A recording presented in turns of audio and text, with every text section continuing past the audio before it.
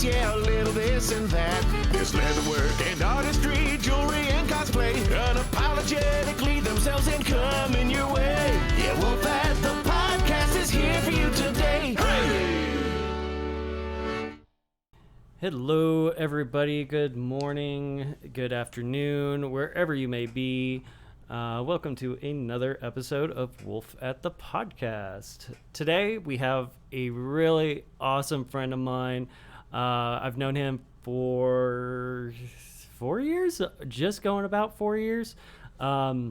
He's a really amazing artist and really just a really amazing person in general. And he's done some fantastic work for myself. He's doing some fantastic work for me as well. So let's give a very, very warm welcome to Xander Husky. How are you this morning, my friend? Or afternoon? Oh, I'm doing all right. You know, Discord was giving me a little bit of a hassle, but here we are, mission accomplished. Yeah, So we're I'm like- just chilling. we're like 30 minutes behind. I because guess of we should have Discord. expected that. That's why I usually have like folks come in like 30 minutes early so that way we could prep for that kind of eventuality. Yeah. But there was some miscommunication between us. It Yep. happens.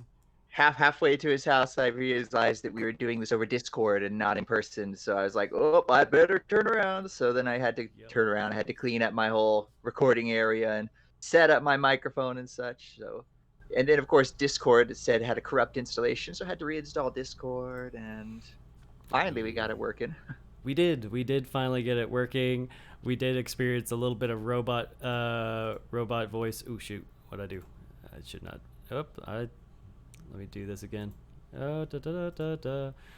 Let's try this again. There we go. I'm fucking up so bad today. God damn. All right. All good. Well, I mean, usually these things are usually easier in person. Yeah. But not necessarily. Yeah, I mean, it would be easier to do this in person, especially since we live in the same town. But like with the fact of like COVID and stuff, I'm like I am trying to minimize as much as I can because my day job is open again, so I am now even at a higher risk than I was about a week ago. Well, there you go. Well, at least you're working again. Yep. So let's start off by just telling us a little bit about yourself, what you've done, what you primarily do, and yeah, just a little bit of backstory behind you. Well, where to start? I guess I'll start with the art aspect. I've been drawing for a really, really long time.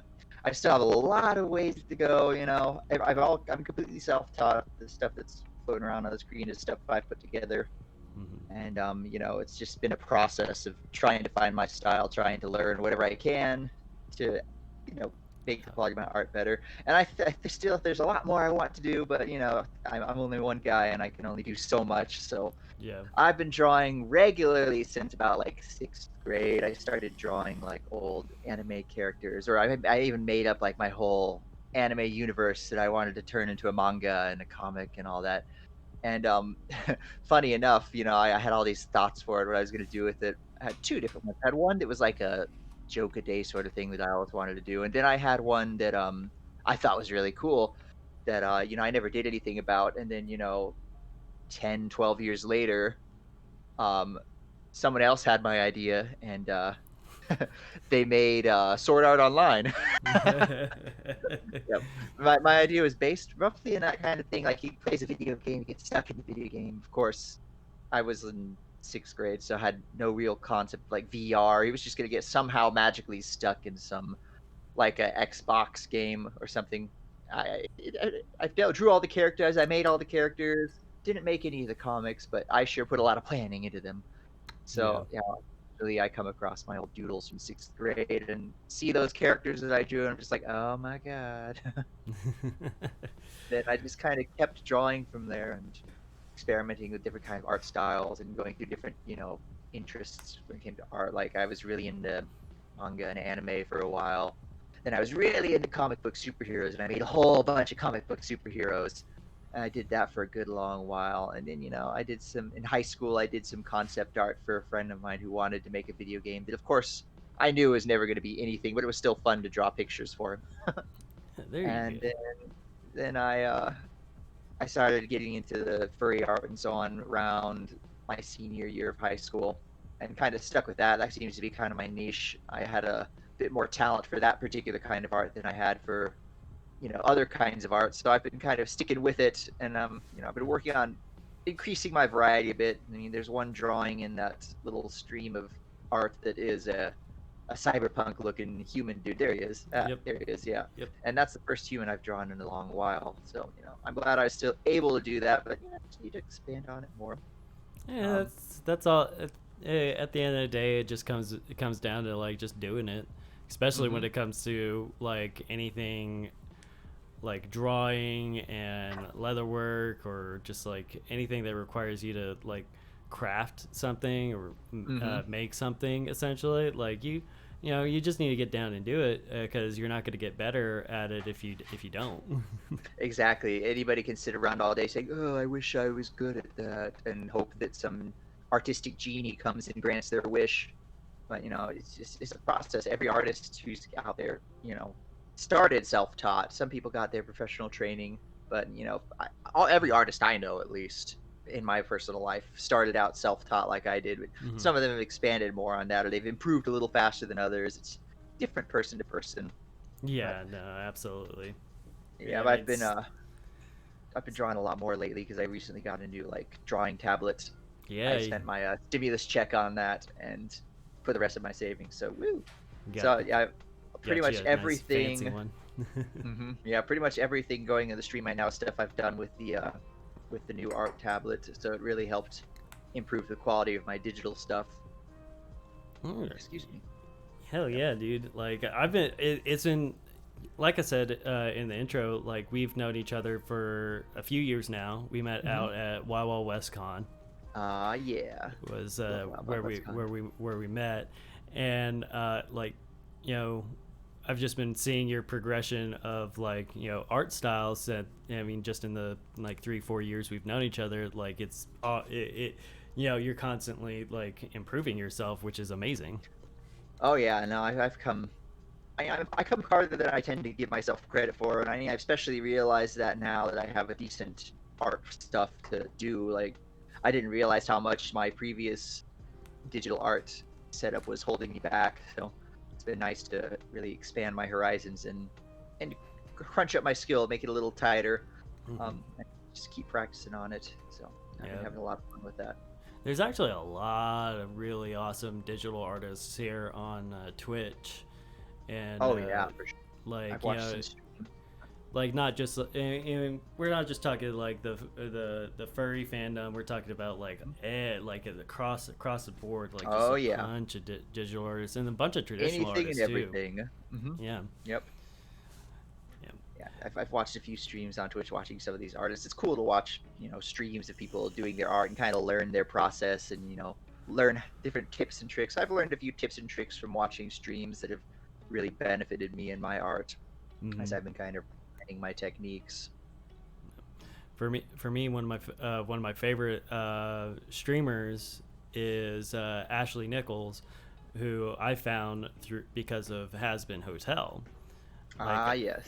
Because she's one of their animators, and one of their cleanup animators, and she started doing just these working streams where she would work on something and have some of the voice actors that she knew from the show on, and then it just like gradually turned into basically a podcast with all these amazing voice actors and also the creator and some other digital artists, as well as like some of the music, like the music team was on there and stuff. And it's really cool to see like all these fantastic like artists, like broad spectrum of artists on her streams, and they're just like basically just shooting the shit, having a lot of fun, and being idiots, as they put it. And I love it because like that's how Those are the mine best streams. is.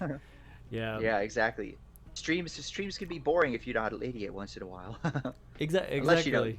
flying though, it's interesting because you're focused on what you're doing. It's fun to bring in stuff like that. Hmm. I think that artist you talked about, specifically Ashley. I think I'm following her on Twitter too. Actually, very recently, I found because like one of the artists I started following a few days ago was one of the cleanup artists for Has Been Hotels. I just can't recall if it's the same artist, but it seems likely it would be. Are they working on their own animation called Hell Puppy? Because Well, there were some animations on it. There was like an animation of like a kitsune like sniffing a flower and then sneezing and turning to full size and burning up the flower. It was really cute. that might very well be Ashley Nichols. She's awesome, and like her art style is really fun. And she's done some really amazing stuff. That's awesome. So one of the things I like asking people, especially because everybody has their own way of doing things. Let's talk about like the process of you, like, whenever you're starting a new project, whether it's commission or if it's like something you're doing just for fun. Like what's your process of doing things? Well, I have two kind of starting processes. Since I have a nicer tablet now, I'm using I'm doing 100% digital, like sketch and everything right on the computer since I can do that now. But for a lot of my better quality digital art back in the day, I started out with pencil sketches of them and scanned the pencil sketches on my computer and then just did all the line work and coloring digitally right there to do that, and it worked well. It gave me a little bit of direction because I'm a little more precise when it comes to hand stuff. I mean, it looks a lot messier because that's just how drawing stuff by hand tends to go. Yeah. I can clean it up with pens and such, but my initial sketches are always pretty messy, and I can do that now. That same exact technique on my computer because the tablet I've got it's just like when I'm drawing on hand. And I've got the screen right there. I can see the drawing, make the lines as I'm going it, so I can do the whole thing start to finish right on Clip Studio, and it's nice. It's very convenient. I also have lots of cool tools I can use. I like to have like mannequins. They have like a digital mannequin that you can pose and reference. So I like to use those sometimes when I'm doing more complicated poses because posing is hard. Yeah. Yeah, you know Kate, Fish Daddy from Children of Proteus.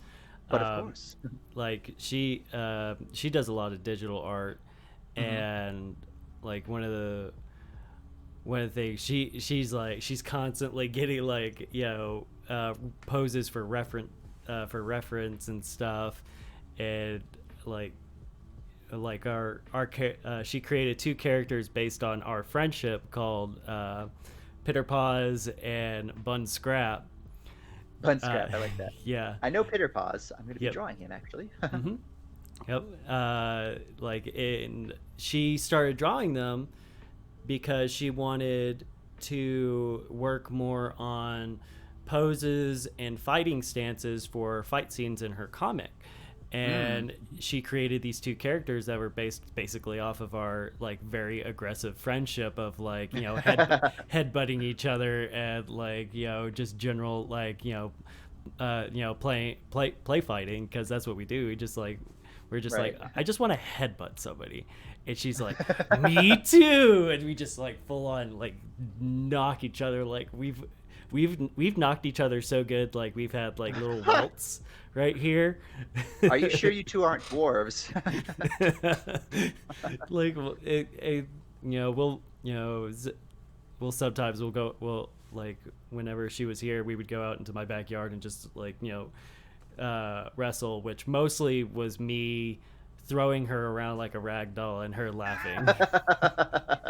That's awesome. But like that whole friendship kind of helped influence like Bun Scrap and Pitter Paws, and that is now helping her with her digital art, especially with poses. So That's great. yeah, Win-win.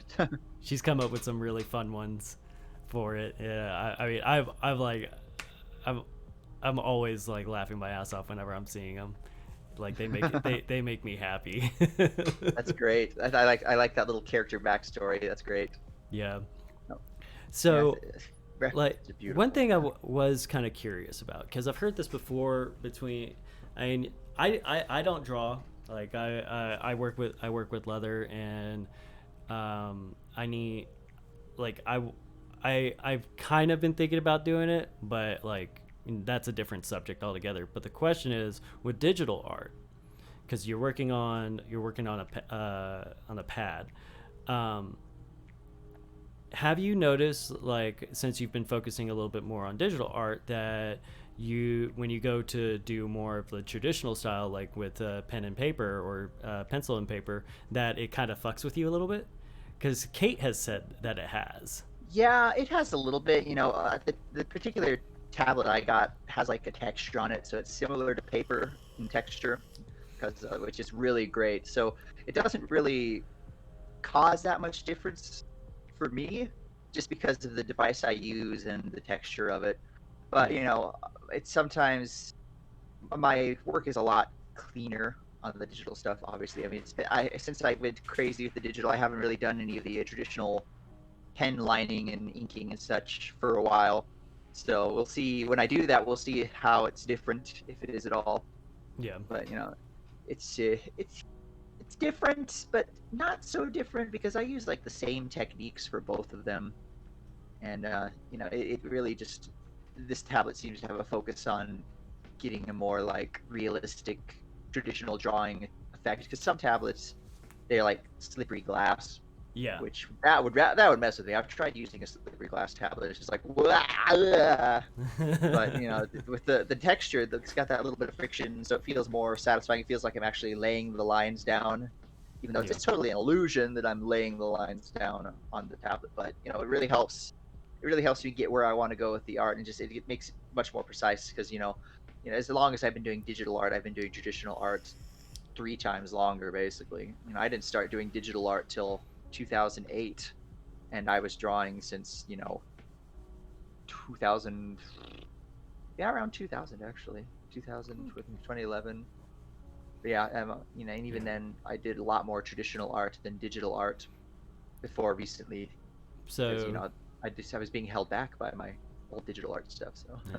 So you would definitely say it's like kind of a combination of, like, what you primarily work on, as well as the platform, like, whether it's like the really, really nice pads, or like the glass pads and stuff like that. Yeah, exactly. Yeah, the pad does make a big difference. Okay. I for a long time I used a pad that doesn't have a screen on it, so it's just kind of you run the pen on the pad, and it draws onto the screen, and it worked great for me for a long time. But it's just, sometimes it just feels so imprecise, because you can't get that line exactly where you want it, because you're trying to line up the cursor with the pen, as opposed to just putting the pen and drawing the line where the pen is, which is way easier and makes for much more tight, clean art, basically. Yeah. So I know Kate, before she got an iPad, some sort of iPad that Charlie got her, but she was originally working on something like that, where she was looking at her computer screen and drawing down here. Yeah. And like she got really good with it, but like now she's like, oh my god, the difference is night and day. Oh yeah, for sure. Some people prefer those ones that don't have screens. I don't know exactly why they do, but I'm not in their heads, so if they prefer, they have their reasons. And, yeah, doesn't mean it's wrong. Okay, so that kind of actually goes over, like, the process, that kind of combine, like, both the process and my like how your setup is question. So, like, don't have to ask that question. Yeah. So the next question for you would be, what kind of motivates you to continue to work harder and or advance yourself, and just like whenever you're drawing, what gives you motivation? The biggest motivator for me is improvement. Like if I see improvement in my art, my motivation to draw shoots up big time. It's just huge boost. When I get stale and have trouble drawing stuff, I have a real hard time getting myself to keep drawing. Then I'll find like a new technique or something that I want to test out, and I'll try it out. It'll work great, and then I'll just go woo and just have a lot of fun with it for a while. And I like to I like that progress. I'm a very results oriented person. It's the same way with like weight loss and such. If it's making a difference that I can see and I can notice, I'm going to be more motivated to keep it up. Yeah, That's my biggest motivator. like physical affirmation. Mm-hmm. Yeah, is a good way to put it. Like you can exactly. you can physically see it and touch it, and like it just affirms I gotta keep going. Mm-hmm. Yeah, And exactly. that's how I feel about some of my leather carvings, because if you look at the stuff I was carving 2 years ago and compare it to what I'm doing now, like there's a huge just like improvement. I mean, I'm working on a belt for my dad right now, and I'm doing a very kind of Western style, that floral and leaf and flowers motif on it. And like carving wise, I felt like my floral was weak, but over the past 4 or 5 months, I've been working very heavily on it, and like it's a lot of folks have seen it, especially on my like Instagram and on my streams, like just like how I went from like okay, it was okay for for some folks, but for me I was like, God, that looks like garbage. But like I was like I want to get better at this, because I can take that, even though I don't do it often, it's not my wheelhouse, it's not what I do a lot. I can take what I learned from it and apply it to what I actually do. And like have you done that before, where you've done like a little like an art style that wasn't necessarily something you were into, but you tackled it anyway to improve what you do like?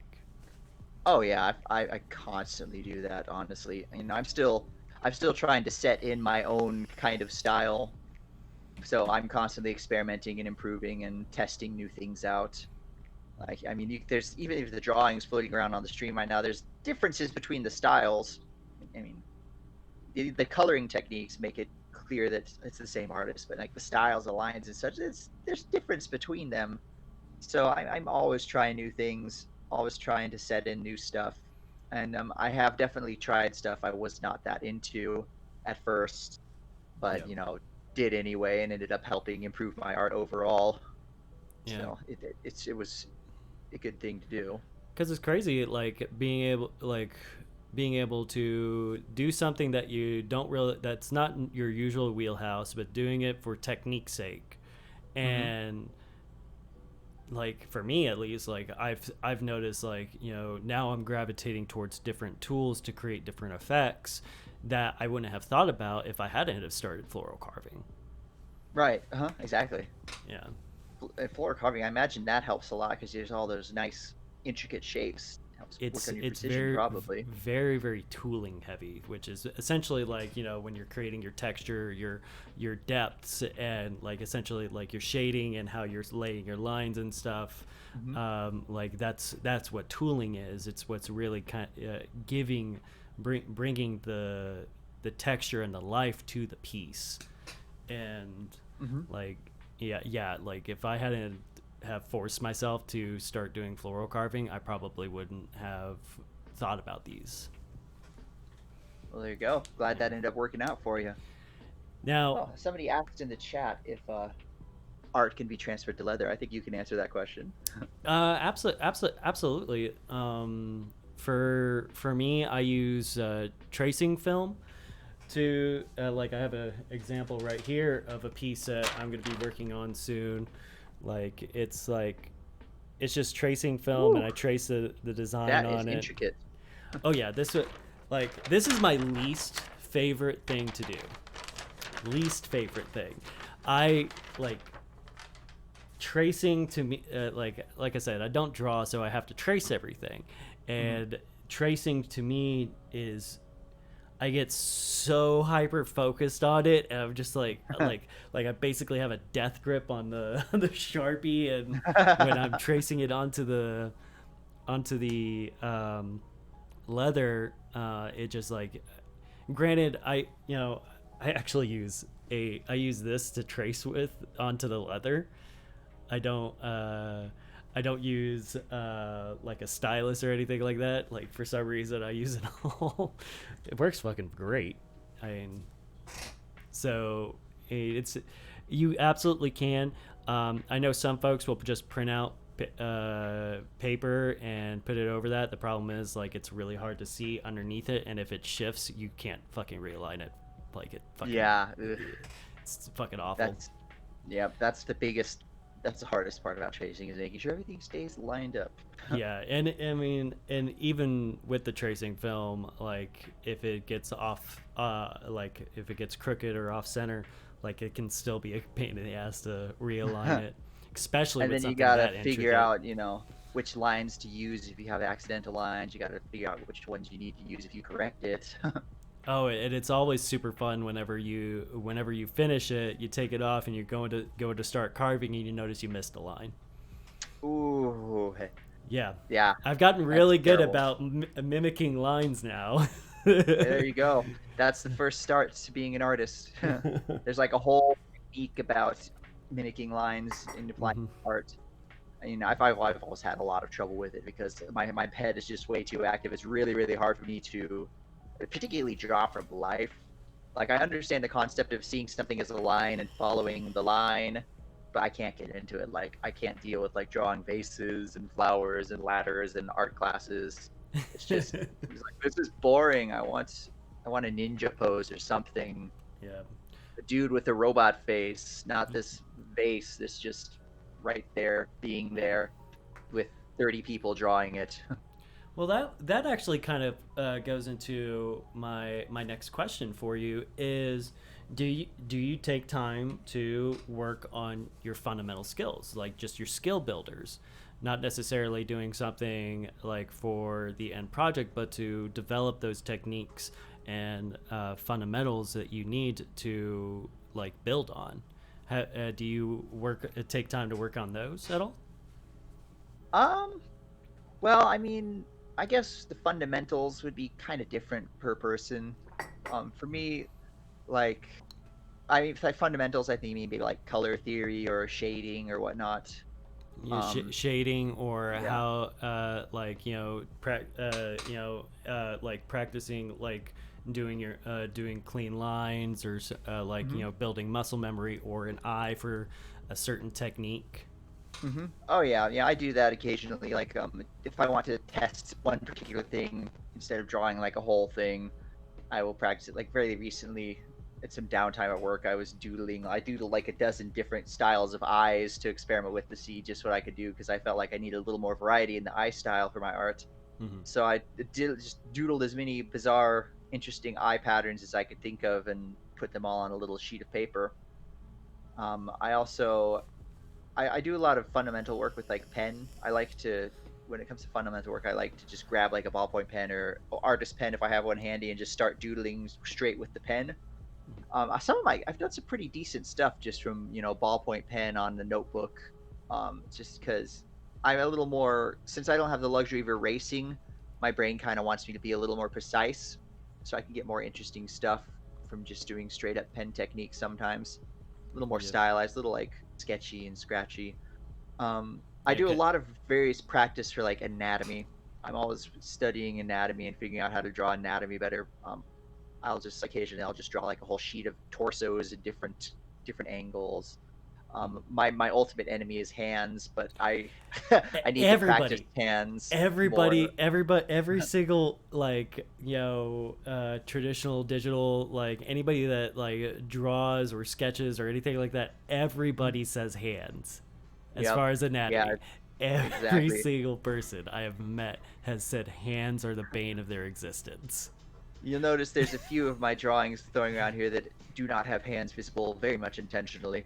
But don't look too close at the hands that are actually visible. Just trust me with that. Don't look too close.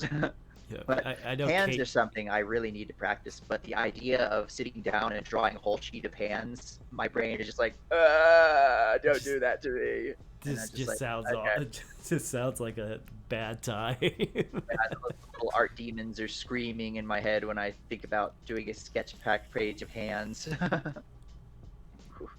I need to do it. I mean, you know, I mean, a lot of the folks that have watched my stream know that if I'm not good at something, I just like I force myself. Like I really do, just force myself to do it because if I don't like it, I know I'm gonna put it off. If I don't force myself to do it, I know I will put it off and I won't get efficient at it. Because for me, it's not so much that I want to be the best at like doing that certain thing. I just want to be good enough to be efficient at it, so when I have to do it, it won't look like this like thorn in the middle of this beautiful piece. It just does like an eyesore essentially. yeah. I need to get better about forcing myself to do stuff I don't like, so I can get better at it. I don't know.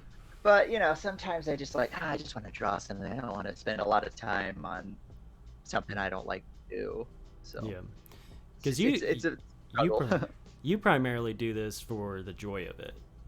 Yeah, I mean, I very, very occasionally take commissions. I've only commissioned a handful of people throughout my entire, you know, art career. But yeah, it's just I do commissions occasionally, but I mostly just do it just to experiment and to improve and just to see what I can do, really. Mm-hmm. I mean, it's fun. It's fun to see myself improve. Maybe one day when I think my art is fit enough, I'll do more regular commissions, but that still feels like it's a long ways off. So I like to do small commissions here or there, like Twitch emotes, for example, or business card. Business cards are a good way to practice my art without having to get too detailed. So. Yeah, because there's you can't get too detailed with it because when you shrink it down to this little itty bitty piece of paper, like you lose a lot of detail. Exactly. Yeah. Hey, that's why we went with the design for the business card you did for me, which is that thing's so freaking awesome. Like I absolutely love the business card you did I'm for pretty me. proud of that card too. It turned out even better than I expected it would, so I'm pretty happy with that one too. I mean, as you can tell, I'm using the background for it Yep. in my streams and stuff. I use that background for a lot of things, and I'm like, It's a I'm great so background. glad I asked you for it. Yeah, I discovered that background completely on accident because I was figuring out what gradient to choose, and I accidentally clicked on the wrong gradient, and I got that cool like particle effect. I was like, oh, what's this? Yeah, no. So here we go. And I was like, oh, this is cool. I'll show it to Cowboy, see what he thinks about that. And there you go. It worked out nicely. So I just kind of layered it up, and it's really adds that cool effect. I like that particle, like sparks flying. Looks cool. Yeah, no. You like when I commissioned you for the business cards, you fucking knocked it out of the park, dude. And like, Thank you. You did like that's why I commissioned you again for the Twitch emotes. Which I know like things have been weird, so and there's no rush on those. Like, I you get I've to got them the when you list get to saved them. of what I'm gonna draw. Yeah, I'm trying to figure out. I've been busy lately, so I've been trying to figure out. I haven't had a lot of time for it at all, unfortunately. But I can make time. I'm working on it. I especially am looking forward to drawing Peter Paws. I've always wanted to draw a Skull Dog. Nice.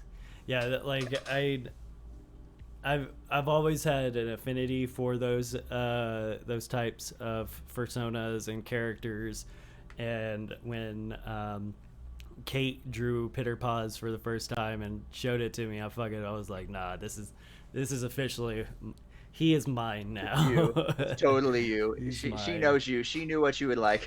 Exactly. I mean, she's my fucking best friend. Of course, like she'd be like, this is what you like. Mm-hmm. Yep. It's great. Yeah, I'm So, looking forward to drawing those. That's a new thing I'm going to be trying to. I haven't done Twitch emotes before, so it'll be fun to try something new. yeah, I'm still learning a little bit about them and stuff and how they work. Granted, like, there's a lot of things I should really sit down and learn more about certain aspects of Twitch and streaming, but it's just a matter of like sitting down and doing it. Mm-hmm. Yeah. Indeed. Yeah. So I hear- what do you where do you see yourself going with your art, not necessarily as a business but just as an artist? Or do you plan, like, you did mention, like, if your art ever got to a point where you're happy with it, you take on more commissions, but I guess what are your aspirations as far as an artist? My main aspirations, I just want to get better at it. I want to draw something and, like what I'm drawing for, a little while. I mean, I'm kind of getting there now. I have a tendency of drawing stuff late at night, and I draw it late at night. It's like, man, this looks awesome. And then I go to bed, and then I wake up in the morning like, this looks like garbage. What was I thinking? So I just want to, my main goal is just to improve. I have comics I'd like to draw, but, I don't have the time to dedicate to comics. So, but it'd be fun to experiment with at least. I just want to get better at my craft, and maybe take some more commissions. Some people can make a pretty solid living on art. I'd probably just use it for supplemental income because, I don't produce enough art, and in my view, not enough quality art to be able to make a living off of selling it. But, it'd be nice to just occasionally get a few extra bucks by drawing something for somebody. People ask me to do commissions often. I'm very selective with who I actually commission, especially based on their project, because sometimes people want me to do some of this crazy complicated thing and it's like, whoa, hey down there, I don't even know how to price that. At that point, you just price it by the hour. Exactly, yeah. I mean, just as long as a person's willing to pay for it, hey, they can pay me by the hour. But yeah, I just want to improve. I want to like my art consistently, and I want to get to the point where I can perfectly draw what I picture in my head, because I have very precise things in my picture in my head, very specific things. Yeah. And putting it into paper, it doesn't always work out the way I like it to. It's not as close to my mental image as I want it to be. So honestly, overall, my main goal overall for art is to be able to draw exactly what I see in my head. That would be my favorite thing. Yeah, no, I completely understand that, because I'll start a project and, like, I'll have this vision, like, I'll see it in my head, like, I'll be like when I'm visualizing it, like, I can see, like, opening it or, like, handling it and stuff. And when I actually get to the leather portion, especially the pattern drafting, it doesn't always work out. Yeah. Mm-hmm. That's just the way. That's just part of being an artist. Yeah, but that's something I also kind of like aspire to get to, especially with my leatherworking, is to take what's inside my head and put it into reality. Mm-hmm. Like that. That's the most gratifying thing an artist could ever want for. Mm-hmm. Yeah, I mean, I'm working on the narwhal armor set for Kate.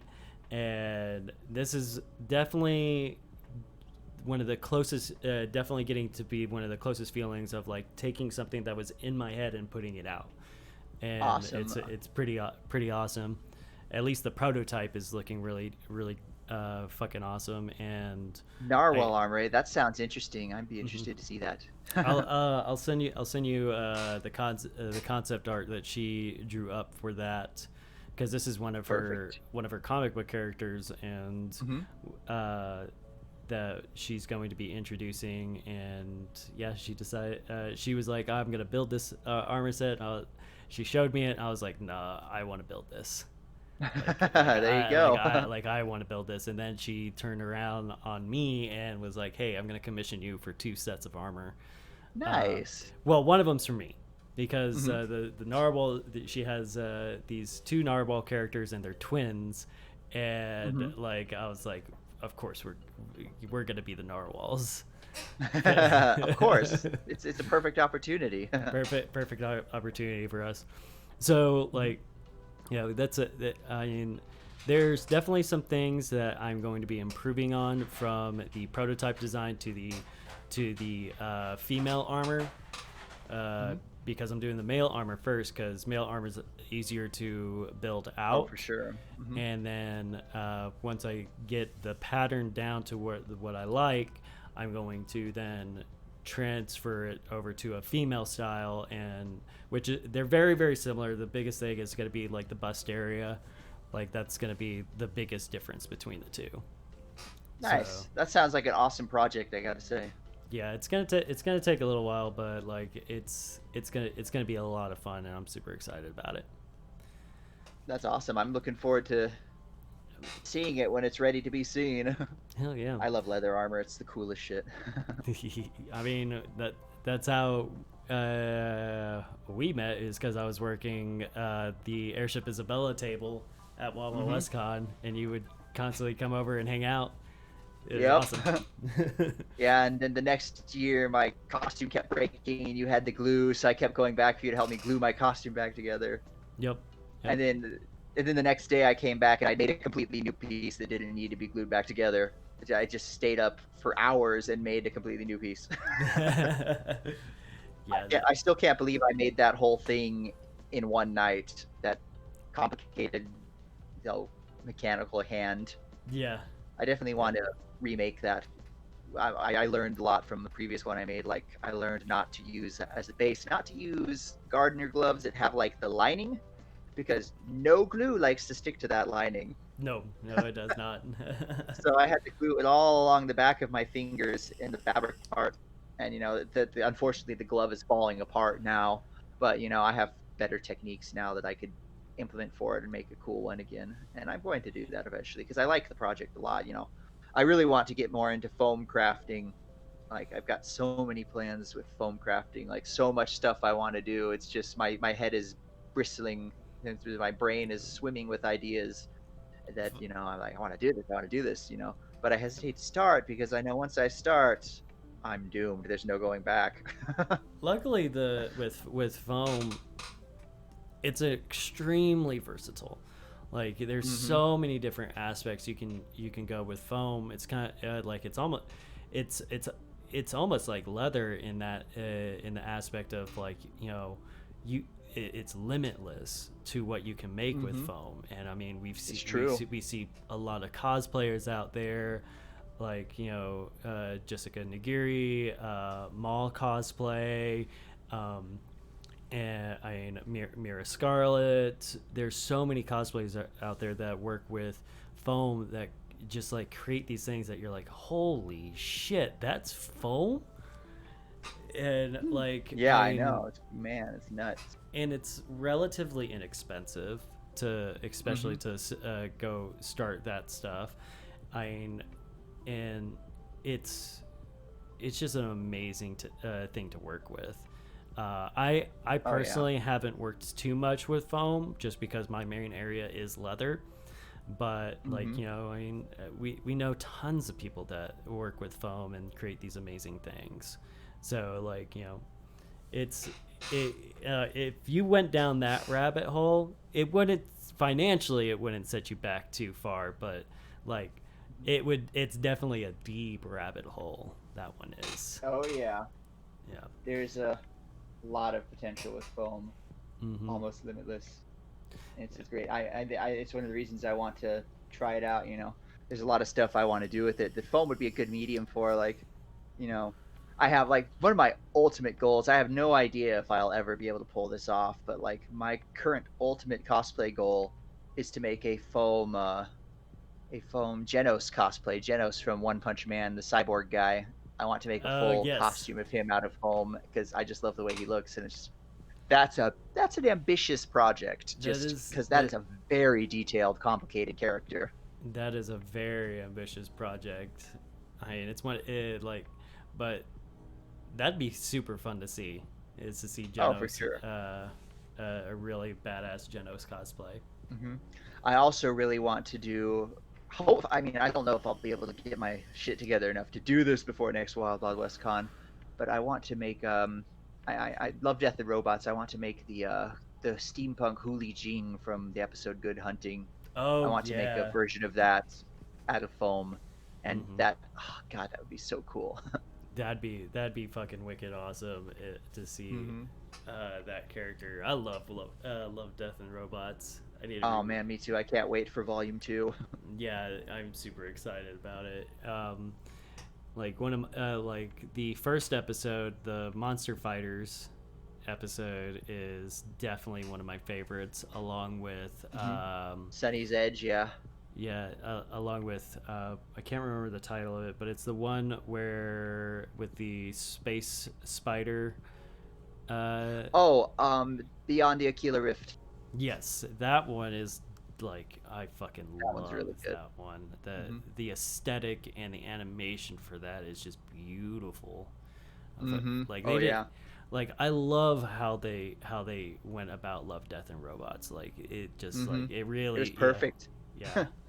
I mean, It was know, it was the best. there's a couple of episodes that I'm just like didn't really vibe with me, but yeah, I mean for the most part, just like no, they did a phenomenal job, and I can't wait to see what they do with the second season. Yeah, I'm really excited about it. My two favorite episodes were Good Hunting. Good Hunting was my ultimate favorite because I mean it's steampunk. Steampunk's my shit, and Yep. Steampunk furries. How can you go wrong with that? I mean, come on. And then of course, unsurprisingly, my other favorite one was the Shapeshifters, the one with the werewolves in Afghanistan. Oh yeah, that was a fucking That was a crazy trip. one. Yeah. I was not expecting there to be any werewolf stuff when I watched Love, Death, and Robots. So when that episode came out, I was like, "Oh shit, Right. oh man!" Because I mean, that's I'm obsessed with werewolves. I mean, that's what introduced me to the furry fandom as a whole was werewolves and werewolf art. It's just kind of transferred in there, but I've never lost my love for werewolves. They're one of my favorite things to draw. I'm always working on different werewolf techniques because there's so many out there. And I've tried so many of them.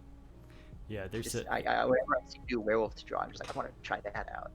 Yeah, that's actually the werewolves were definitely kind of part of my introduction to the furry fandom as well. Like, because I was obsessed with werewolves, and still am.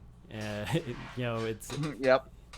And granted, like I've transitioned away from like as far as a Sona, like transitioned away from a werewolf and went more the Scully route, which is definitely like at least where I'm at now is much more my style. For sure, yeah. I believe it. Yeah, oh, man. I blame it's all 2004 Van Helsing's fault. I blame it entirely.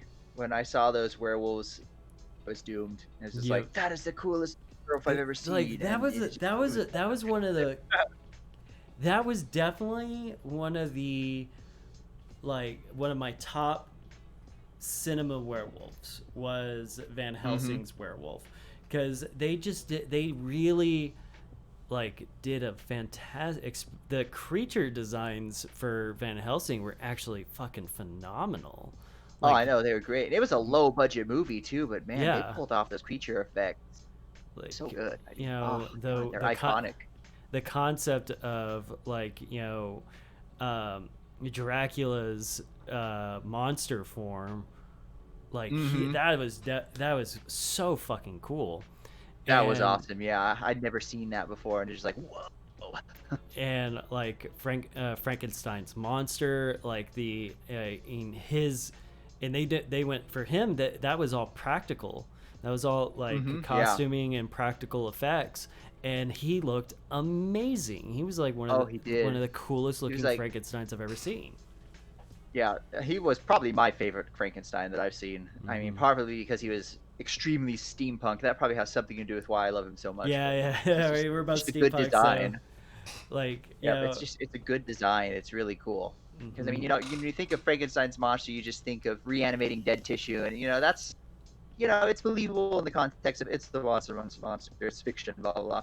But when you throw in like mechanical stuff and like electronics, spinning, and so on, you're just like, oh, this kind of makes a little more sense how this might work. especially when you think Like, about the setting of when it's like where it's set, like the time period of when it's set, that was mm-hmm. very much a Victorian time period, Yeah. and you would absolutely see in the process of like crazy mad scientists implementing those things, and you see that Oh, a lot totally.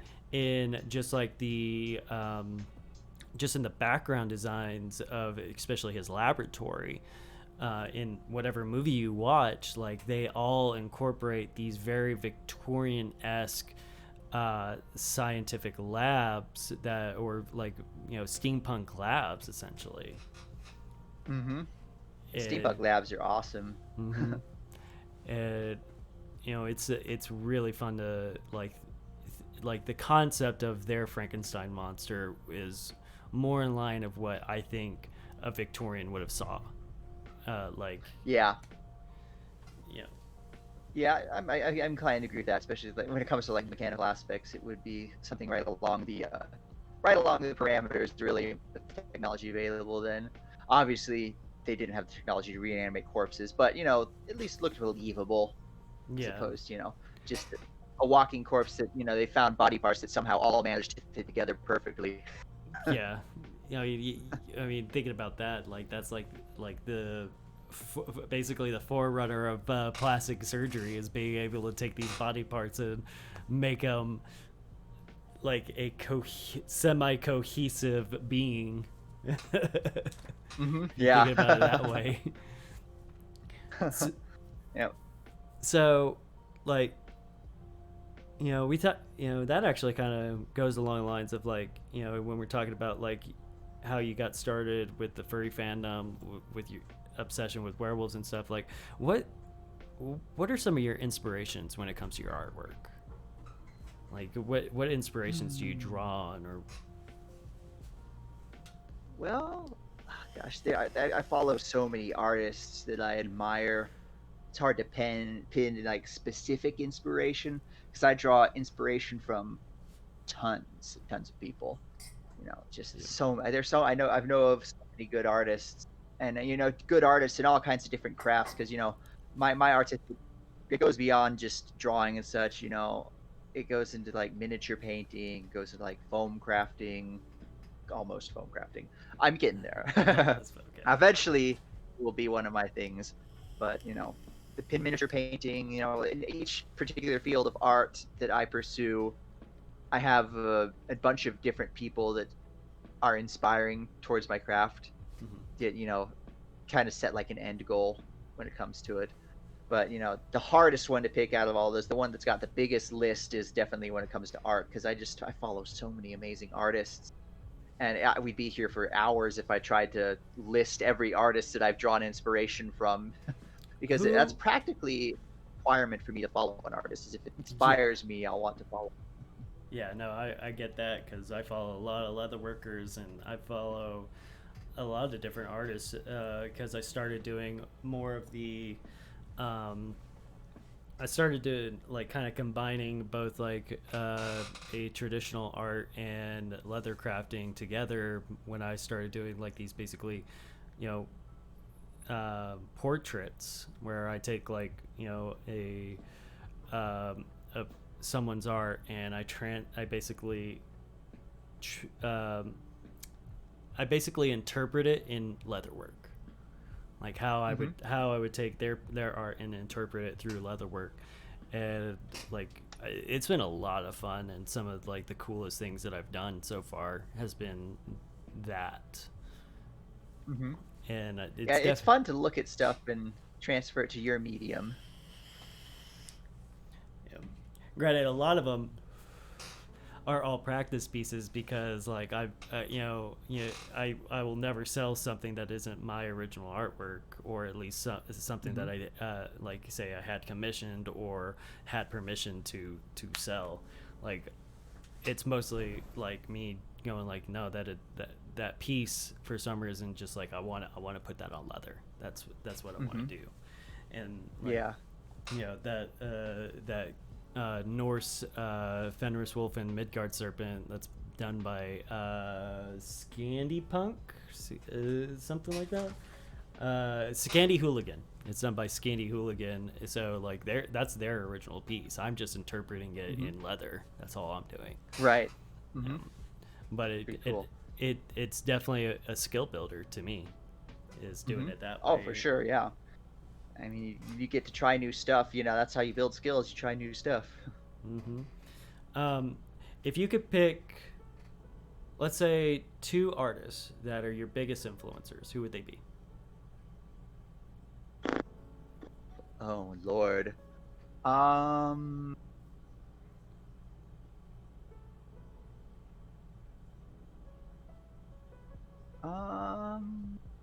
That's a tough one, man. Yeah. I got to go through my list of heads of artists I know their names, and connect all the styles and such. Oh, goodness. So There's this one artist. Good. There's this one artist that I really like, who was actually one of my first introductions to all things furry, was Dark Natasha, and I actually got to meet her at a convention last year in Colorado. She's been around for a long time too. Oh yeah, she has. She was around long before I first started looking into furry stuff, and she's still going strong, and just her art is stunning. I bought so 2 prints from her that I'm waiting to frame up and put up in my room. So they're really nice. 2 of my favorites of her pieces that I saw. She was selling them in like affordable 10 by 10 prints that I could just put in ready to frame, that I could hang up, and I give me that. So Dark Natasha is definitely one of my number ones, just because her stuff it's fantastic. It's very recognizable. I always know Dark Natasha art when I see it. Oh yeah, she's got a very distinct style. And another one of my favorites, who goes along more with the 2D stuff, is Rick Griffin. He's the artist of one of my favorite webcomics, House Pets. I love his art. I love everything he does. Like, he's got such a cool style, and I love it. It's great. So I'd say if I had to pick 2, those are the 2 that most immediately come to mind. But there are so many more. Yeah, I completely understand. Like for me, my 2, as far as leather wise, is actually going to be 2 of my friends. Oh yeah. Yeah, Bad Mood is definitely one of the people who has influenced and inspired me to get to really like advance myself as far as leatherwork. And I've told her this. She fucking hates me for it. I'm like, suck it up, bitch. Cause like, like it's so funny. She'll post something, and I'll just message her like, fuck you, that looks amazing. Like it's more like, like she inspired me to want to get to her level as far as skill wise. And same with my buddy Matt of Working Man's Customs. Like both of them, like they would do some of these amazing carvings or amazing pieces, and I'd just be like, God, fuck you, I want to be on that level. And like, and then they're now some of my closest friends, especially in the leather world, because like they inspired me, and I was lucky enough to get to know them in real life, and now they've both have helped encourage me pursue this, and I definitely blame both of them for like what I'm able to do now because of their inspiration along with their support. That's great. Yeah. It's really cool, especially when you get friends for inspiration, and they're people that you can have contact with, when it comes to me, my two main artists are people I'd never really be able to talk to. They've got too much going on. But it's a nice benefit to be friends with the people that inspire you, because it's easier to help them. Yeah, it's easier to get together and help each other out. Yeah. And I do that with my local artist friends occasionally. I have good artists around here locally. So I've worked with other artists locally before, particularly when it comes to like building fursuits. My partner, she's very good at building fursuit stuff, so she's helped me a lot with my goals for that and my developing skill when it comes to that field. Yeah, So I mean, if you get into like foam, working foam, that can easily lead you into making paws and as well as like heads, like fursuit heads, because a lot of them use a foam base.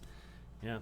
I've dabbled in foam bases. Like I've got one that I worked on. I don't really like the way it ended up, so I'm probably not going to finish the project. But this guy here, this was one of my foam carving projects that my partner helped me with. And I don't like him anymore. He's just even just since I made this, my techniques have improved, or my understanding of how I want to do things has improved. So he's just kind of sitting in my room until I figure out what to do with him. I mean, I get that. Like, I actually have my first gorget and pauldron piece. You probably remember it. It was the brown shoulder armor with that. Like, I have that around because I did that to my first my second Bubble WestCon is when I did that one. So that was about 3 years ago is when I did that piece, and I keep it around. Like, I had a old roommate who was like, oh, you should just sell it since you're not going to be using it anymore. I was like, no, I'm keeping that bitch around because I look at it and I see all the things that I didn't do. I see all the little mistakes or techniques that I could have done to make this piece amazing, and I want that piece around to remind me of where I came from, like how far I've come along. As a leather worker, I keep that piece around, and like it's a good way to do it, And you could do that where you just like put that bitch on a mannequin head and just be like, okay, I know what not to do. I know what I should have done instead of like doing it this way. Yeah, I mean, I do look at that all the time and you go through that exact thought process, like, man, what all these things I could have done better on this. I put a lot of time into it. And it was going great, and then at one point it just got to the point where it's just like, I don't like this anymore. I probably I did too much, I think, is what it came down to. I made it more complicated than I needed to. I mean, I know much simpler ways to do that stuff now, so. Yeah, sometimes, like, overthinking it can kill it. And I am a champion at overthinking things to death. There's seldom a thing I do that I don't overthink. So speaking of that, that's a good transition into this question. What are some hurdles that you've had to face as an artist, whether it's your digital artwork, or like with making that head, or just some hurdles that you've had to overcome to keep moving forward with your art? My eternal hurdle, always and forever, is starting a project.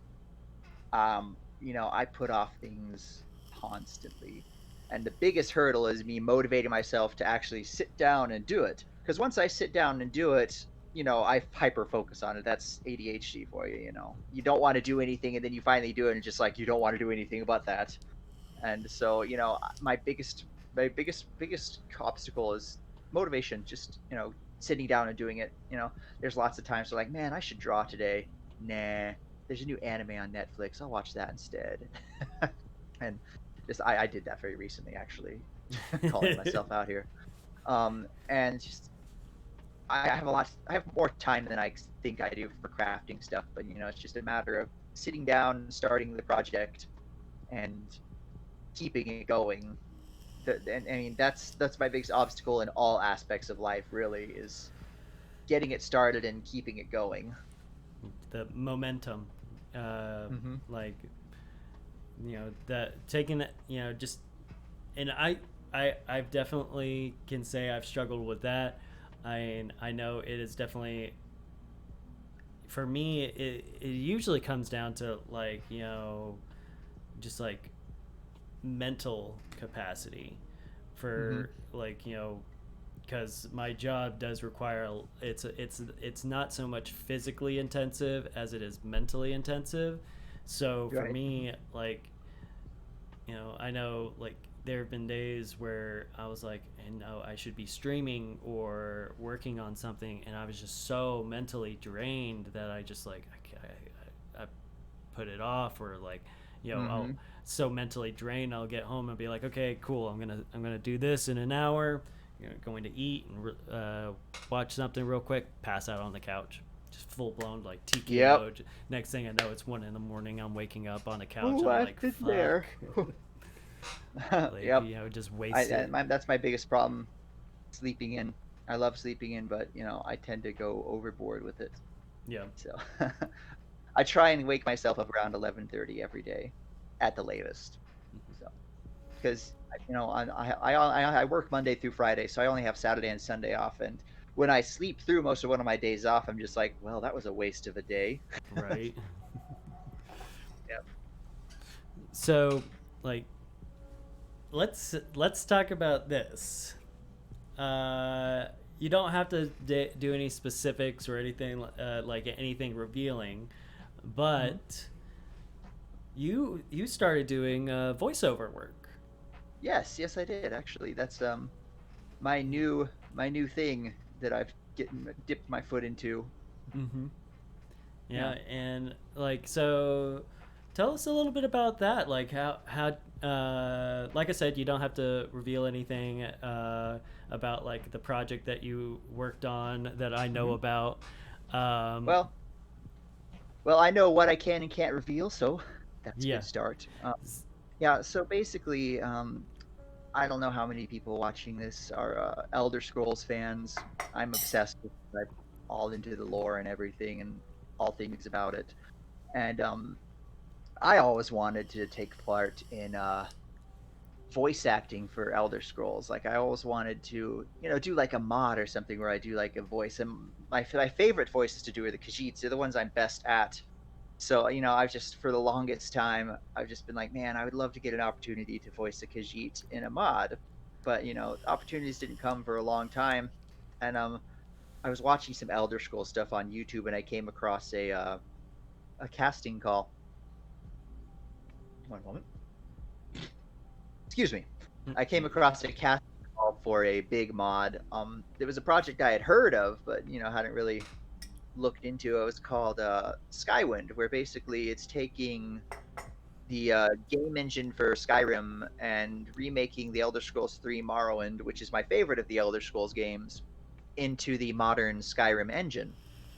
And they were looking for voice actors because they want to voice act as many of the characters as they possibly. Well, they want to voice act all the characters, and it's not they're going to try and get voice actors for everybody. And I had a crappy little USB dynamic mic that was plugged in my computer. I was like, you know what? I think I'll give an audition here, and just I'm never gonna hear from them again, but might as well. It'll be fun. So I hooked up my crappy little mic and recorded the worst quality audition possible and submitted it. And I was like, all right, that was fun. Never gonna hear from those guys again. And then a week later, lo and behold, they're like, hey, you want to join the project? I was like, what? I was like, oh shit, I better step up my game. So after I confirmed that I did want to be part of the project and they started giving me characters, I was just like, okay, I need to get a better recording setup. So I dug into my savings account, pulled out a couple $100 and went and bought the voice acting setup I've got now and started doing more quality recordings.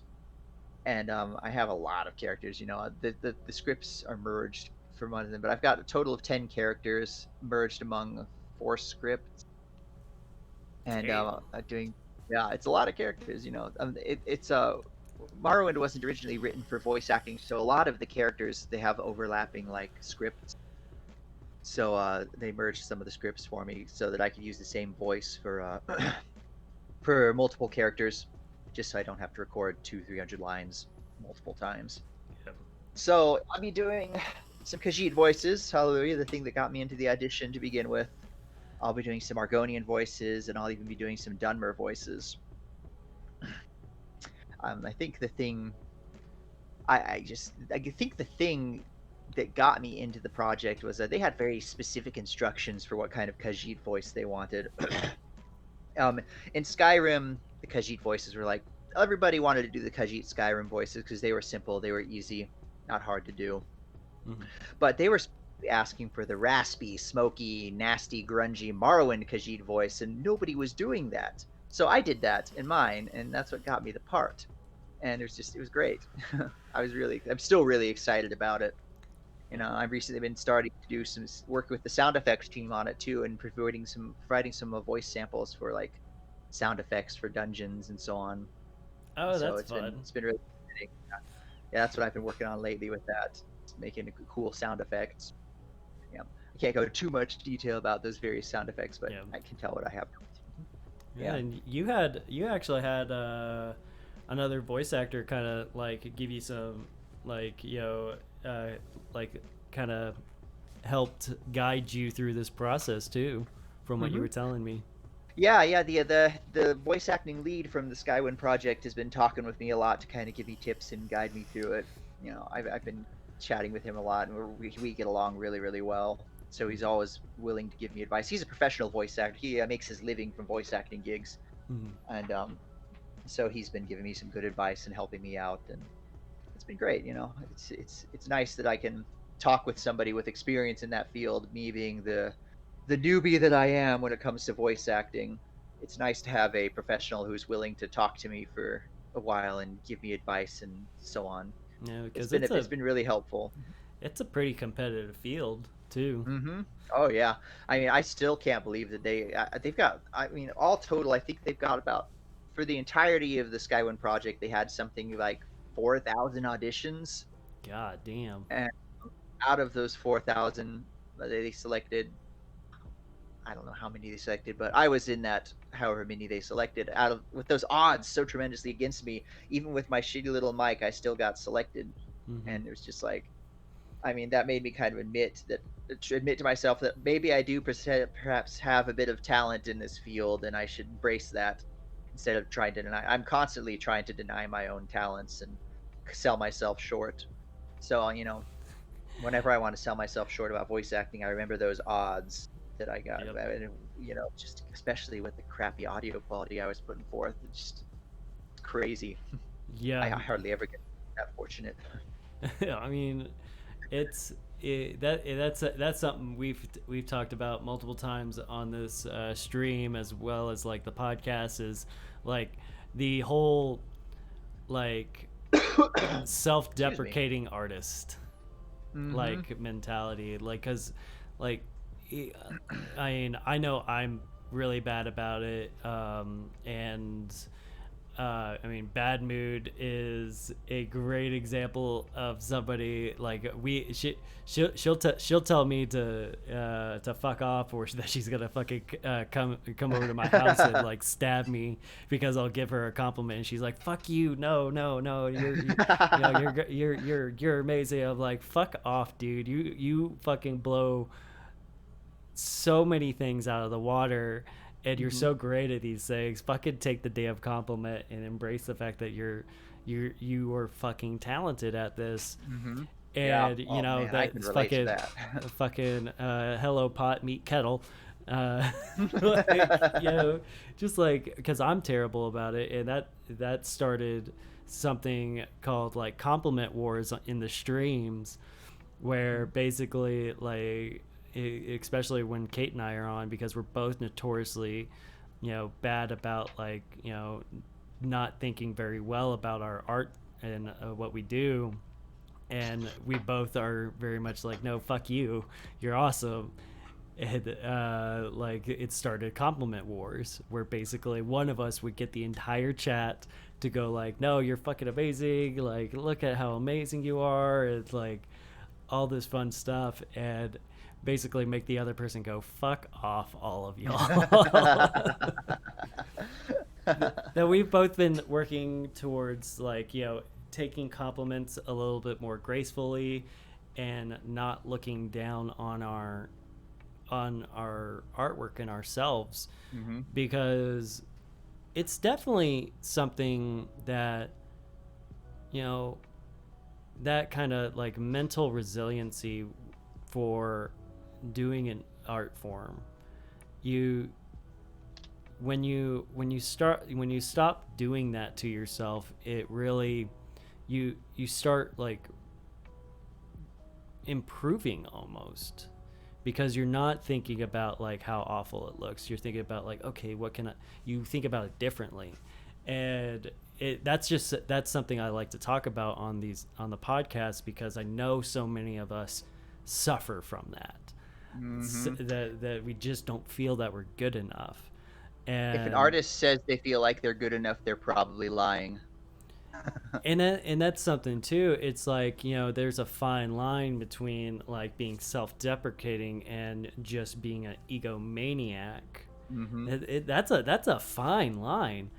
And like, that's a big reason why I don't like to be like, nah, I'm the top shit, because I've seen, especially when I was a chef, I've seen so many chefs that were just so fucking big-headed, such big heads, and seeing how everybody reacted to that, and I was just like, I don't want to be that person. I don't want to, I'm a good chef. I can fucking cook, but I don't want.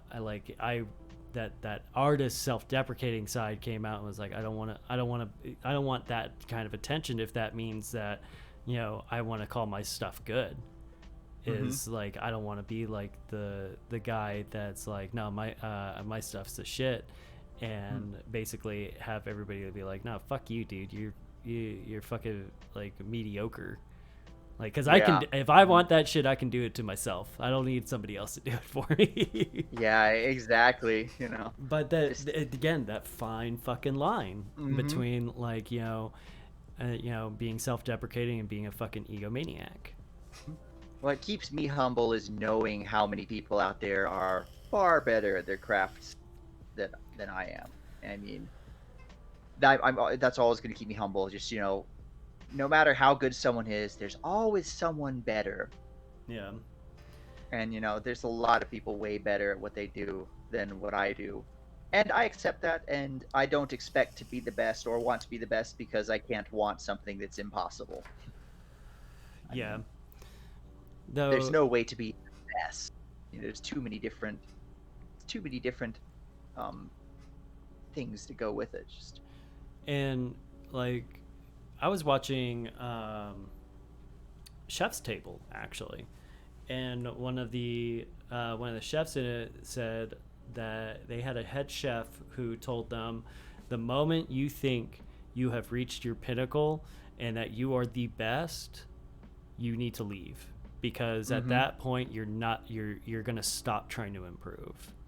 Yep, exactly. And like, that's something that I don't want to stop doing. Is I constantly want to continue learning. I constantly want to try to get better. So like, it's just this, you got to find this weird fucking balance of like, constantly trying to improve yourself while building your self-esteem, while riding that line of not being a fucking douchebag, fucking like, my shit is gold, and then also not falling back and being like, I'm never gonna be good enough. I mean, it's this I love the fucking like crazy psychological dynamic of it, and I guess because I want to get myself out of that thought process of like being a self-deprecating artist, like, I'm interested in it, and I constantly you've got to find your balance. You've got to find your peace of mind, to quote Master Sifu. Okay, find your fucking peace of mind, exactly. And that balance is very difficult to achieve. But it's it's interesting to think about. Oh yeah. Yes, indeed it is. Oh, hello, Tyler. 3 months. Oh, hey, what's up, Tyler? Yes, the What's other shaking, redhead bacon? in my life. Yes, that is correct. What's going on, my friend? How you doing? Oh, excuse me. Oh, skip right now. There we go. But it, and that's I mean the voice acting thing is something I've thought. I don't want to do it as a career. Like for me, like I love I have a love of acting, and Right. so like I've actually thought about doing maybe just like submitting for like small little fucking projects and just like having fun with it. Oh yeah, check out Casting Call Club, man. It's full of small little projects, paid and Yeah. unpaid, that you can throw auditions for. I mean, you've got a good enough mic, so Yeah, and I mean, no reason to not go for it.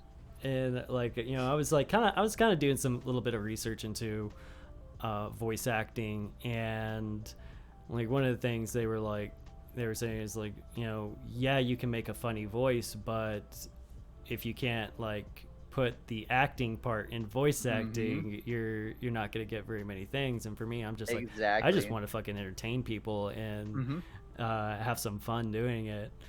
And part of the reason I got this mic is because I wanted to do this podcast. I wanted to really kind of make everything nice, and but I do have a good mic for doing voiceover work now. If I so choose to do that. Yep. Voice acting, man. I would love to make a career out of voice acting, but I know chances are very unlikely that I would be able to do that. But I could still dream and still try for little projects. I mean, the project I'm already part of is a big project. There is a lot of people following it and waiting for it. So I mean, people talk about, I'll pay you an exposure. This is really like, this is not bullshit. I mean, like, this kind of exposure is significant. Yeah, I mean, it could get me more work in the future, but I don't know. I'm not counting on that. I'm not quitting my day job thinking I might make a career out of voice acting. But I'm definitely open to the idea of a career as voice acting if such an opportunity were to ever present itself and be consistent enough. That would be great. Yeah, but, there's so many voice actors out there. And that's just a matter of like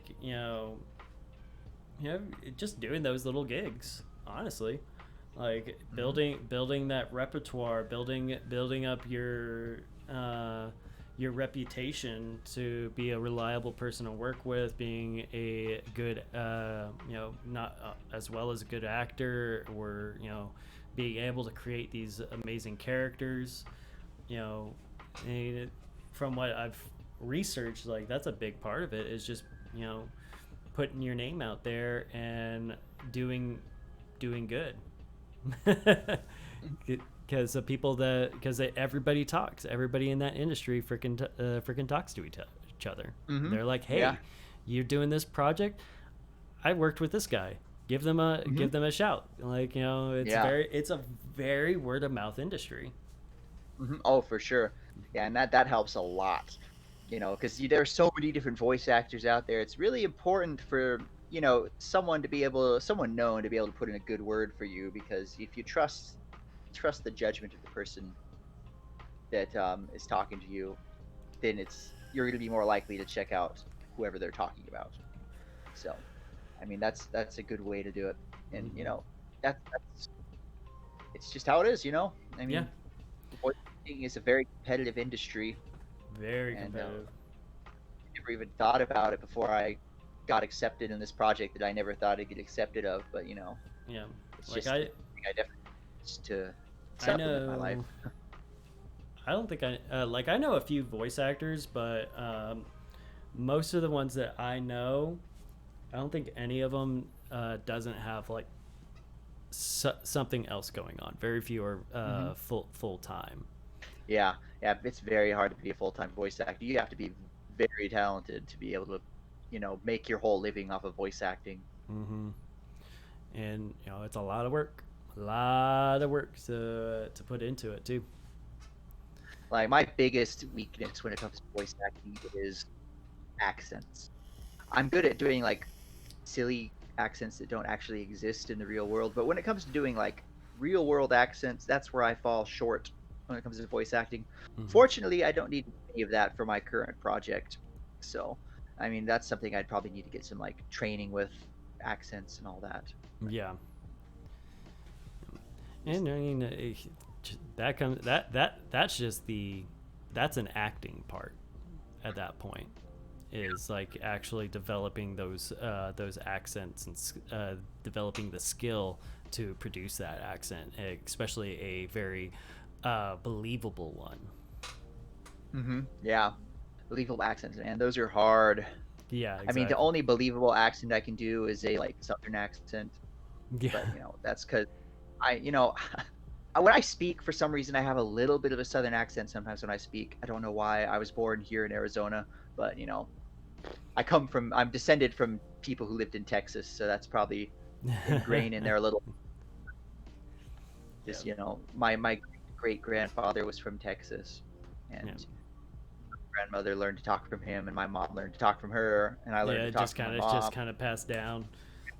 Little flavors in there get passed down occasionally. Yeah. And like sometimes I'll just say something super Southern, and my partner, he's just like, well, stop that. It's like, stop that. And I was like, oh, I didn't even realize I was doing that. Like, I used the term a coon's age recently, and he was like, that's terrible. Don't do that. Yeah, especially nowadays, there's certain phrases that are just like not kosher anymore. Yeah, and it didn't even occur to me that it wasn't a kosher phrase because I only saw it as a raccoon, as it was intended to be. Yeah, and, Yep, right. That's not so much what it that is definitely not what it was originally. Yep. But yeah, so Southern accents are fun. Like, yeah. I like to do mock Southern accents sometimes. I thought it was a mock Southern accent until I worked at Pizza Hut, and one of my coworkers had a Southern accent that was identical to my mock Southern accent. I was like, oh, I can't do that here. I'll do like I do have a little bit of a Southern accent growing up in Texas, and especially if I'm around country folk, it fucking comes out hard.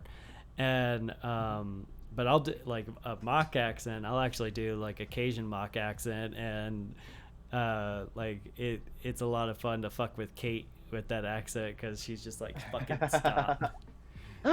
So she'll do this like New Jersey socialite accent, and it fucking drives me fucking nuts. Or the breathy 1940s voice. I'm just like, fuck off. I like it. It makes me angry for some reason. Especially some accents just instill rage in people for reasons unknown. That's the New Jersey accent for me. It just fucking like I just have a like fucking rage whenever I hear that fucking accent. I don't know why. But like I like doing like a mock Cajun accent, and I used to be able to do a pretty decent like actual Cajun accent, but I haven't practiced it in so long. Like I wouldn't be able to do it on command. Like I'd have to practice it a little bit.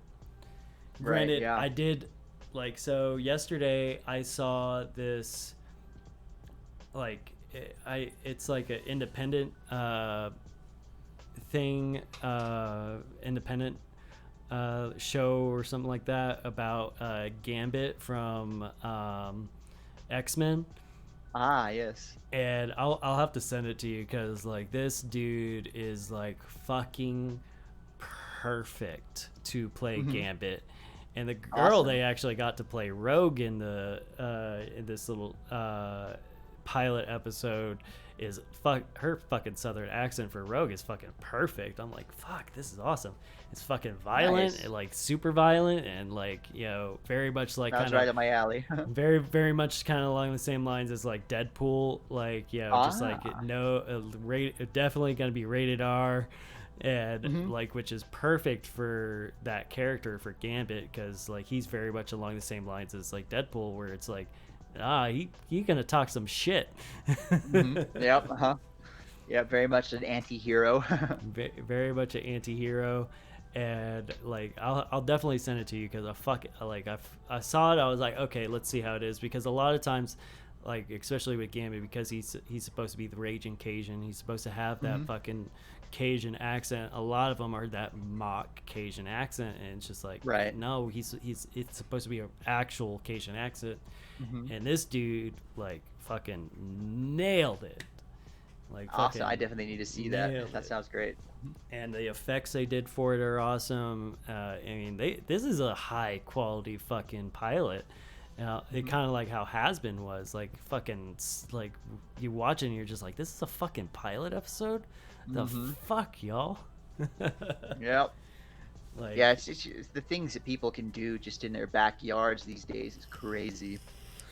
Yep. I mean, like some of the stuff like in that Gambit thing you're talking about, like based on some of the effects that you've described, you wouldn't used to be able to do that stuff unless you had a cinema budget and the cinema lab and all that.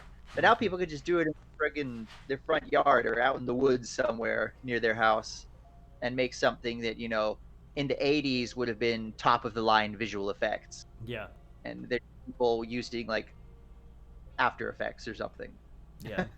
Especially some of these like fan films, like some of these fan films now, especially from the small little production companies, and the John Sprocket from The Cog is Dead, like he works very closely with a production company out of Florida, and like some of the stuff they're putting out, like these little mock trailers and stuff like that, are fucking phenomenal. I'm just like, these are fucking amazing. And they're, it's just, they have like some decent cameras, and like they're all industry people, so they just freaking do something real quick, and it's fucking phenomenal. That's awesome. I love watching stuff like that. It's great. Yep. So what would you say is some advice you would give to somebody who's just starting out doing digital work? Tutorials. I mean, everything I learned about digital work was from tutorials I saw on DeviantArt back in the day, or on YouTube, or stuff I kind of figured out or developed on my own. But the two biggest pieces of advice, I would recommend getting a tablet. You could do digital art with a mouse, but it's really hard. It is so hard. I tried. That was how I first started out, was doing digital art with a mouse, and it was just like, it was tedious. It was the worst. Some people are amazing with drawing with mice. I don't know how they do it, but my big piece of advice: tutorials, tablets. You can get it right either on a display tablet. The tablet industry these days has a lot more affordable pen display tablets than there ever have been. Like, 3-4 years ago, you couldn't find a pen display tablet for under $500. Now you can get some for like $300 or less that work pretty well. Yeah. Like the one I got was it was on sale. I got it for about $250, and it's really a nice tablet. Just just they're available. Good places to look would be XP Pen. That's what mine is. Mine is an XP Pen. They also have Huion, and there's a few more that I know. I researched a whole bunch of different companies when I was picking out what tablet I was going to get. And get a digital project art program that you're comfortable with. There's a lot of ones available. A good starter one is GIMP. GIMP is nice to start because it's free.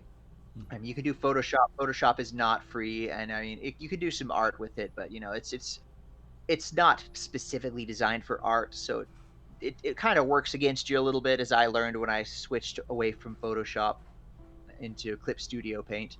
Clip Studio Paint is great too. You get a 30-day free trial, and then you don't have to pay that much money to get the full version. It's like $50 for the full version. It's specifically designed for art, and it's very easy to figure out. I mean, I'd never looked at the project before, and now I can do everything I could on Photoshop and more with that program.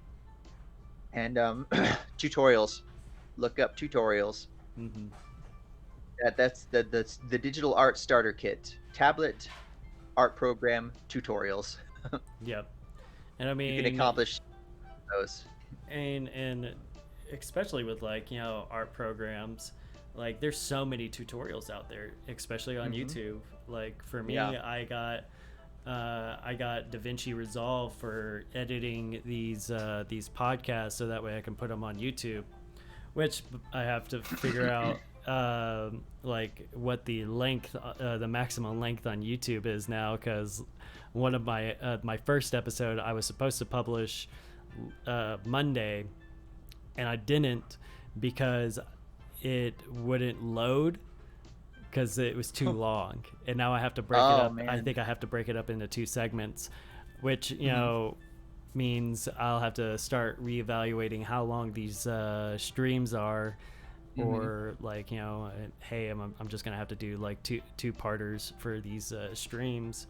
Yeah, I mean that's one way to do it. Yeah, I mean I know YouTube could have like, I mean, you could Critical Role. It's 3 hours and more, and they can upload those to YouTube fine. But they probably have like special privileges or something. I don't really know. I know that I haven't uploaded a video to YouTube in so many years. I don't even know the process anymore. I know a lot of stuff now, especially with YouTube, is if you have 1,000 subscribers, that opens up like Okay. huge thing for you. Like number one, you get monetized for one.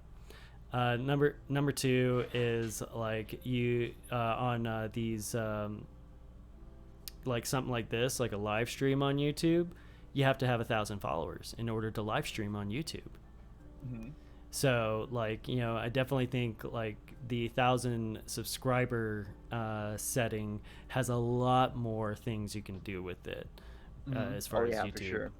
Though I think you know, the cool thing about like the DaVinci Resolve stuff is I can probably export the just a straight audio from it, and like actually go to different podcasts platforms like, you know, Spotify and, you know, iTunes and stuff like that, and actually create like an actual podcast through just the audio alone. And I know with those, like, you can have like, there's some podcasts out there that are like 2 to 3 hours long. Yeah. So. Critical Role is a good example. I listen to a lot of Critical Role. They're long. Yep. About them. I loved it. I love Dungeons and Dragons. I love Critical Role, so I'm more than happy to listen to a 3-hour podcast. Yeah.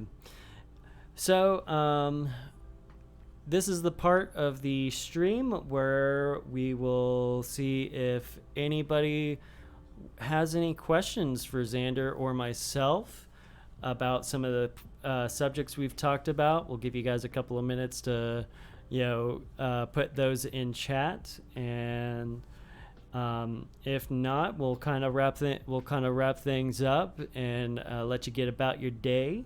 I do want to say, you know, thank you so much for taking the time to sit and chat with me. And I know, like, you know, this was one of those things, like the universe was almost against us having this, because this is the second time we've tried to do this. And I mean, it happens. Like, you know, I know we started a little bit late, but that was due to fucking technical difficulties, like on a couple of ends, like on your end, and then there was there was some on mine. But yeah, no, I just want to say thank you for taking the time to do this and, you know, chatting with me.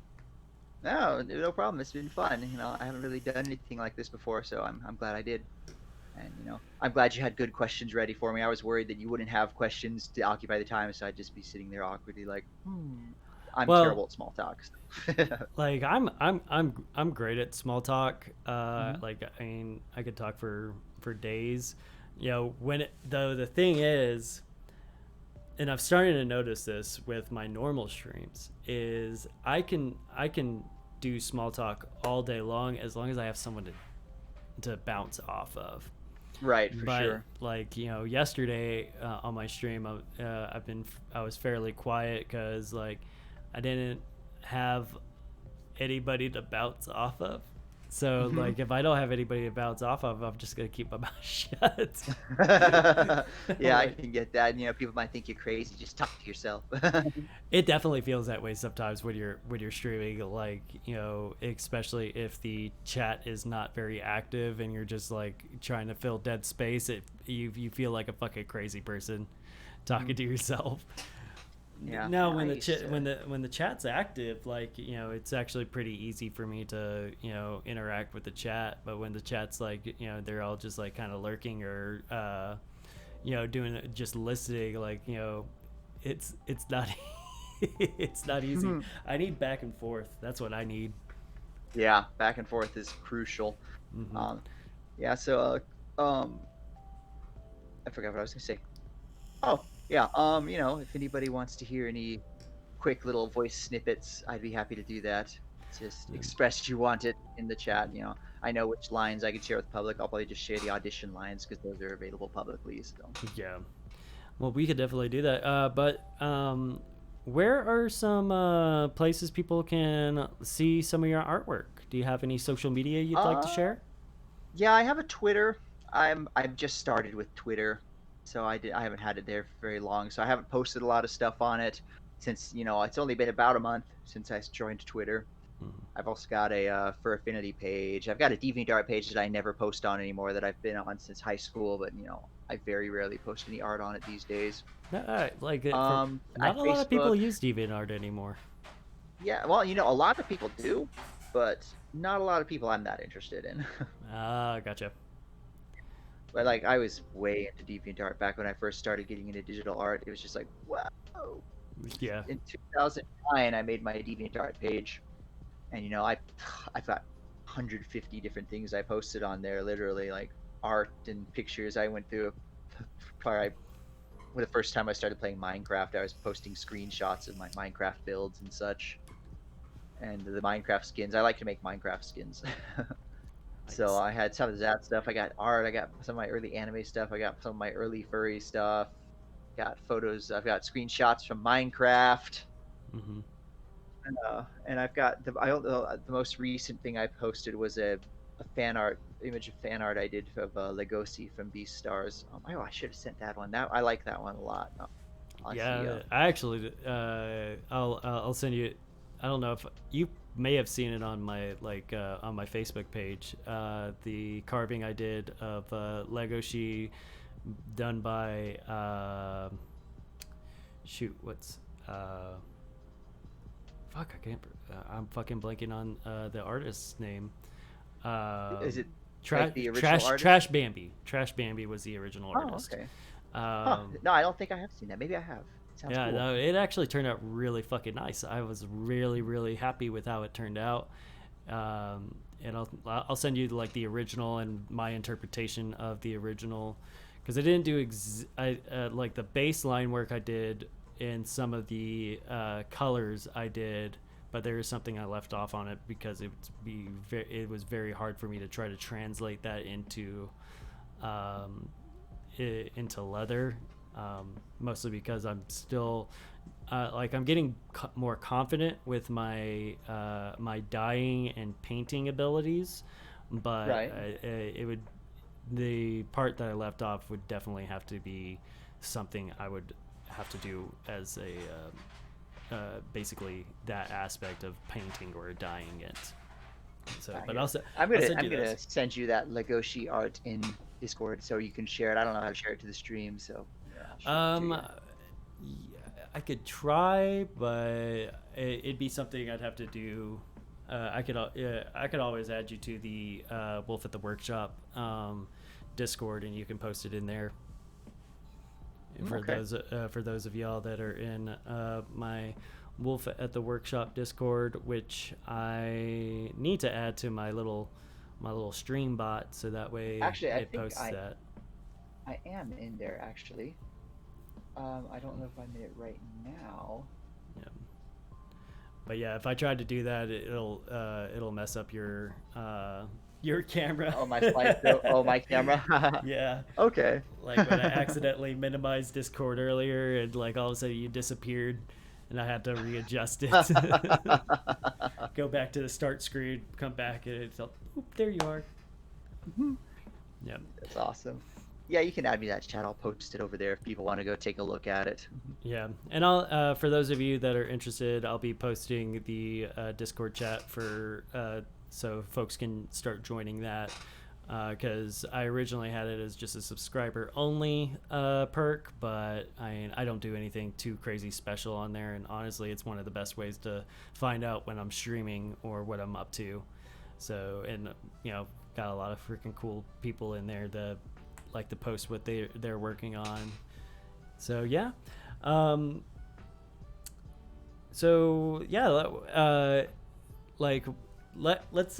do the audition, like do a quick little audition voice that you line that you did, just to kind of hear some of your awesome talent. All right, I guess I'll do the one that actually got me the part, because I have that one memorized at this point. And I'll do the voice that got me the part too. It's fun. Yeah. Heirlooms. Roger has found plenty of heirlooms.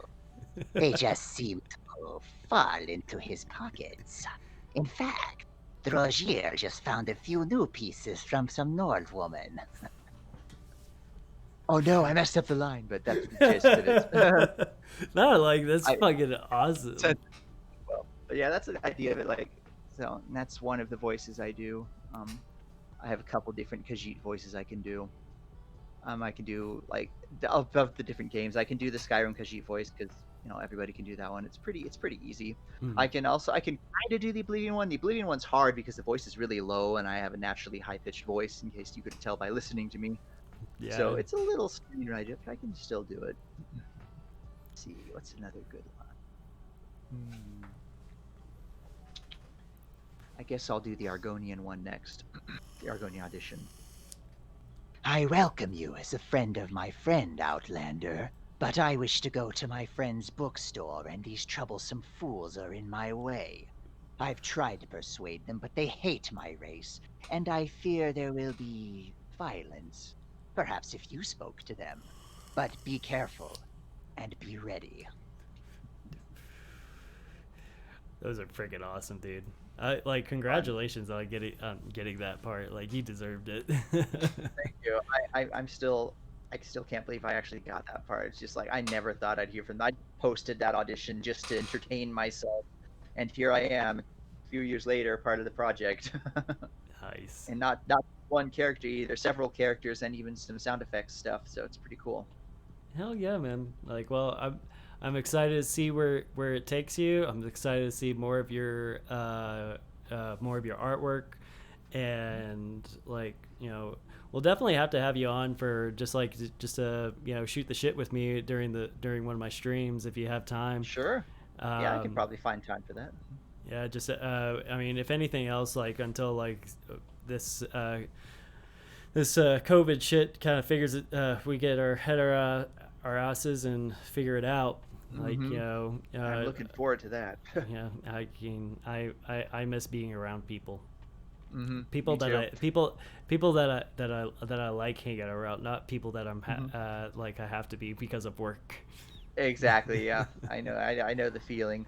Luckily, I've still got some D&D games going where we've been meeting in person, so everybody's wearing masks, of course, and everything. But social been distancing. Nice. Yeah, it's been really nice because Dungeons and Dragons is like my main escape. I love Dungeons and Dragons, and not getting to play it was difficult. I mean, I had a couple online games over Roll20 or Map Tool and Discord that I played, and that was kind of fun. But it's not quite the same as in person.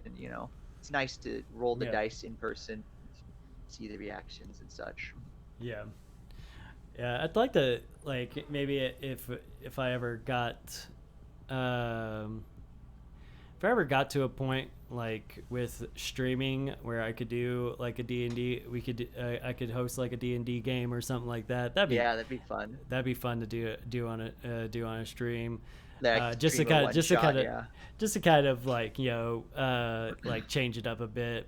But that'll probably have to wait until I'm away from Tandy and actually doing like leather work and streaming and whatever full time, because that's the end goal for me is basically do this, do streaming, do leatherworking, do whatever I want. Like that's my end goal. It's a good end goal. So, but yeah, we'll go ahead and call it a day now. I want to say thank you to everybody for coming and joining us and, watching and listening to the podcast. It really does mean a lot. I will not be doing a podcast or streaming next week. I have a friend coming into town who's going to be staying with me, and I'm super excited to get to spend time with them. Luckily, like, they've been in isolation pretty much this entire time. I've basically been in isolation this entire time. So, like, no worries about, me getting sick on that front. So, but yeah, I will not be doing a stream next week just so that way I can spend time with them. And thanks everybody for coming and joining us. And I will be letting y'all know who my next guest is as soon as I have a confirmation. I'm actually going to try to get either Bjorn or Big Cat for the next one. So we will see you guys soon, and I will be letting y'all know who will be joining us. Thank you all very much for coming by. Y'all have a wonderful day, and thank you, Xander, for spending time with me and chatting. No problem. It was my pleasure. It was a good way to spend a day. Hell yeah. Alrighty, y'all. Have a great day. See you later.